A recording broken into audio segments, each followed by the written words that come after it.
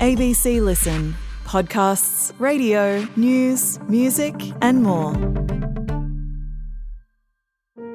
What do Rasputin, Tupac and Pharaoh Ramses III have in common? No, it's not the weirdest boy band ever. They all met their end at the hand of an assassin. From seizing power to silencing dissidents, Assassins unpacks the moments in which someone decides that murder is the move. Search Assassins with Aslan Pahari on the ABC Listen app or wherever you get your podcasts.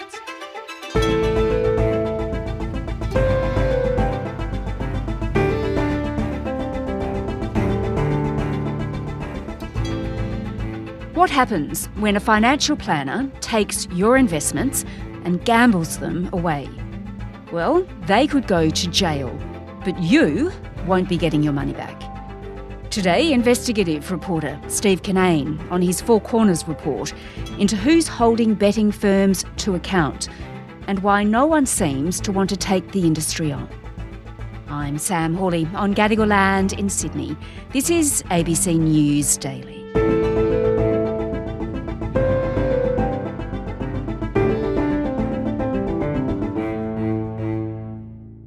Steve, Australians lose more money to gambling per head of population than anywhere else in the world. That in itself should shock us. Well, it should. Yeah. And we should, I guess, ask the question, why is that the case? The actual figure's around $31 billion. That's mostly poker machines, and that's mostly because Australia is so liberal in allowing poker machines in pubs and clubs. But about a quarter of it is wagering, so betting on sports, betting on horse racing, and that's mostly done, of course, now via people's phones. Yeah, so easy to do it online. All right, well, we'll come to some really deeply concerning examples of the ripple effect this is having across society in a minute, Steve. But first, I think it's really important to understand how this industry is regulated. Now, to explain it, you better take us to Darwin, of all places. That's the location of the Northern Territory Racing and Wagering Commission. And it licenses and regulates over 40 of the big online betting companies, including some of the largest ones that will be familiar to your audience, companies like Sportsbet, Bet365 and Ladbrokes. And according to the NT government, it's an industry that turns over more than $50 billion a year. Massive money. So why Darwin, though? Well, it's because of an industry policy that was set up in Darwin to try and really create an industry where you could have jobs set up in the Northern Territory. And so what they did was they set a cap on tax for the betting agency, so quite minimal tax rates. So a lot of the big ones end up setting up in Darwin. And the Northern Territory Racing and Wagering Commission, that's like the watchdog, right? That's there too. Yeah, that's right. So that is the regulator. And we've been told by the department that oversees it that they have no full-time staff. They have 6 commissioners. And one of the things that critics have told us is that the NT regulator, they believe, is too close to industry. And earlier this year, its chair, Alastair Shields, admitted taking corporate hospitality from bookmakers at the Darwin Cup. And he has led the commission for the past 7 years. Right, okay, so this commission, as you say, it's no full-time staff. It has 6 part-time commissioners and one of them is Alastair Shields. Now, just tell me, what did he say to you about that allegation that he was taking, well, gifts from bookmakers, really? Well, that was a question put to him by some ABC journalists in April, and he admitted that that was the case. So do you take gifts from corporate bookmakers at things like the Darwin Cup or not? I have in the past attended the Darwin Cup as a guest. Of bookmakers? Yes. We wanted to ask him more questions about this and do a sit-down interview, but he just refused to talk to Four Corners in an on-camera interview. So we turned up at his meeting last month and tried to see if he would talk to us on the way in, and he wouldn't answer any questions on the way in, and he wouldn't answer any questions on the way out the door either.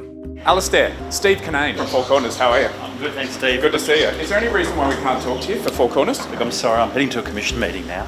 He sits on a number of boards and he's involved with the Waterfront Corporation up there, director of Greyhounds Australasia, also a member of the Racing Appeals Tribunal. So he's a very busy person. I think this goes to the heart of that the operation up there is not a full-time operation like you might see in other countries when it comes to regulating the sports betting industry.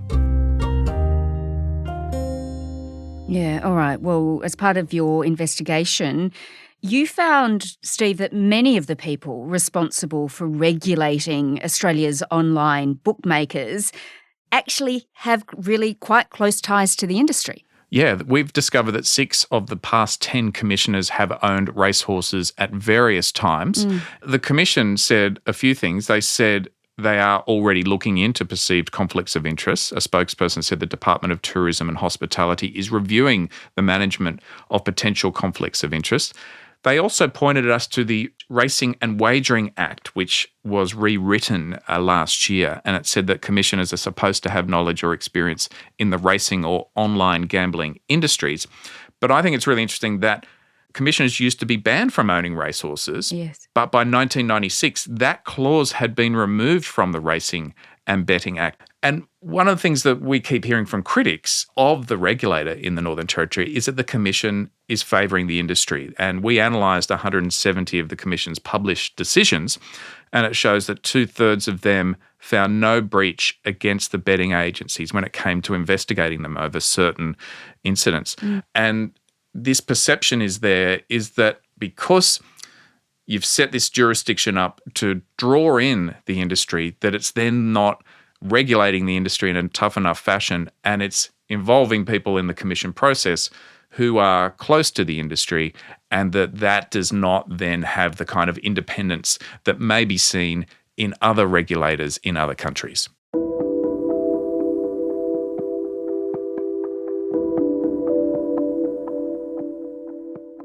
All right, well, Steve, let's look now then at the impact the industry is having on so many people in Australia, just to highlight why a strong regulator, and a well-funded one, is so important. Tell me first about Amy and Nick Mazza. They are actually not gamblers, but they have lost so much money to gambling. And this goes to the heart of not only regulation, but the legislation in this country. And 2 years ago, Nick and Amy lost $250,000 to online bookmakers without having placed a single bet. What had happened was they placed their trust in a financial advisor named Anthony Del Vecchio. He worked for a firm called Freedom Finance. They'd checked his credentials, checked out that he was registered with ASIC, that he was a registered proper financial advisor who he worked for, all the rest of it. They invested $250,000 with him, but it disappeared. We found out just before Christmas that our money was gone. That impacted our children. This has impacted our whole family. The mental toll it's taken on us, particularly Nick, it's been really difficult for him. What was going on was Anthony Del Vecchio was gambling away money from the Mazzas and also other clients. I don't even know how to explain it. I was just completely shocked. I couldn't speak. I couldn't do anything. He just broke down. In April this year, he was sentenced to 7.5 years in jail. In total, he defrauded close to $4.5 million from over 30 clients. And during his sentencing, the judge, Steve Cannane, she was really highlighting, wasn't she, the concerning, or what she certainly saw as concerning behaviour by the betting agencies. She noted that around 8 to 10 betting agencies had offered Del Vecchio VIP services to induce him to keep gambling. She highlighted those inducements that were being offered. She said there was never a time when a gambling service questioned his conduct, how much he was betting. She said it was really staggering that they were able to operate in our community in the ways that they did with what she described with impunity. Such business practices by these betting companies embody the expression, the banality of evil, in my view, and is staggering that they are able to operate in our community in the ways that I've described with impunity. And so while Del Vecchio went to jail, he's doing the time right now, the bookmakers have kept the proceeds of his crime, and this makes the victims incredibly angry. They are evil. Did they ask where it was coming from? Did they stop to even care where it was coming from? enticing them to make numerous bets, quite well knowing that they're going to lose, but with other people's money. Did they ask where it was coming from? I don't think so. Did they care? I doubt it. Do they still care? I doubt it. I'm sure it does. And just before we move on, though, these VIP services, just briefly, Steve, how do they work? Well, the betting agencies make a lot of money out of a small amount of gamblers. And so what they do is the betting agencies, through these VIP programs, they set up these systems where they have very personal contact with the gambler. They offer them tickets to sporting events. They call them up constantly. They pretend to be their mate. They offer them bonus bets. And it keeps people gambling. It helps restart people gambling when they've run out of money. So they're considered very destructive. But the industry say that they're not, that they're just part of a normal VIP program that you would see in other industries as well. And they don't see this as harmful. That's what Kai Cantwell, the CEO of Responsible Wagering Australia, told me. Do you think VIP schemes are harmful at all? No. Well, if they're not harmful, why did the betting agencies in the UK agree to restrict VIP schemes? Well, I won't provide commentary on what's happening in the UK, but what I will say is VIP customers are treated exactly the same with regard to consumer protections. So what's he had to say, though, about the case of Anthony Del Vecchio? Yeah, well, I put it to him, do you admit that betting agencies are profiting from criminal behaviour in cases like the Del Vecchio case? And he said no. You don't consider that company now to be profiting from criminal behaviour? There are laws and rules that apply to all businesses in Australia, and we follow the law of the country and the law of Australia.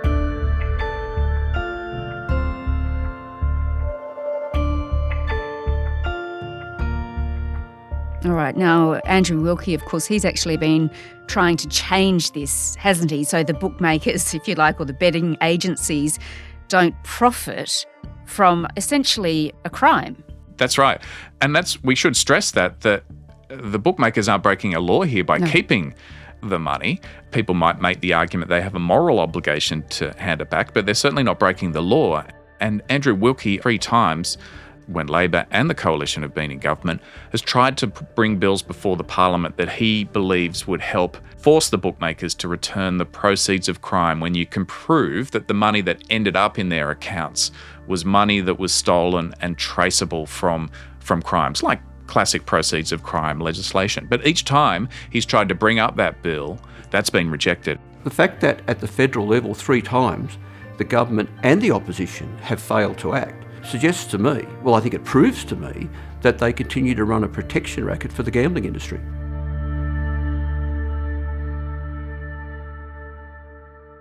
Well, Steve, there is so much concerning behaviour going on in the gambling industry, and your Four Corners program really highlights a lot of it. Now, 2 years ago, there was this groundbreaking review into online gambling, which was released by the late Peter Murphy, a Labor MP, of course, who died from breast cancer in 2023. But since the release of that, nothing has happened, has it? Absolutely nothing. No, and we should stress that was a cross-parliamentary report, and they came up with 31 recommendations, which included a whole range of different things, like a national regulator and a national ombudsman to replace the situation that's happening in Darwin at the moment. They wanted to do that total ban on advertising, gambling advertising, which dominated political debate last year. But all those other recommendations have not really been on the agenda, and the government has not responded to that report. It's nearly 2.5 years after. And look, the people that I've spoken to inside politics say in the lead up to the last election, the government did not want to offend 3 powerful lobby groups. So you've got the sporting codes like the NRL and the AFL who make a lot of money out of the betting game. You've got the commercial media who make money, of course, from gambling advertising on TV and have the ability to potentially write stories about, the government of the day. And of course, you have the gambling lobby itself. So the argument that's been put to me many times was that the government just did not have the appetite in an election year to take on these issues. Now, we have a new minister, Annika Wells, who's the Minister for Communications, who part of those recommendations fit in her portfolio, especially the advertising. I spoke to her at a press conference. She wouldn't give an interview with us for this Four Corners, but they'd say they're still consulting with stakeholders. All right, well, Steve, then, given all the work that you've actually done on this issue, what are the chances that the government will actually do anything? There is an appetite within the parliament for change. So I feel like if this went to a conscience vote, you might get change, but then the big question becomes, what will the proposal be taken to the Albanese cabinet, and will it get through? So I think this debate is not going away, and then it's over to a government early on in its second term with a pretty healthy majority to make the decision about whether they think those 31 recommendations are worth adopting or not, or a proportion of them. Steve Cannane is an investigative reporter. Watch his Four Corners report on ABC TV tonight at 8:30 or catch it on ABC iView. This episode was produced by Sydney Peed, Cinnamon Nippard and Jessica Wukyanov. Audio production by Sam Dunn. Our supervising producer is David Cody. I'm Sam Hawley. ABC News Daily will be back again tomorrow. Thanks for listening.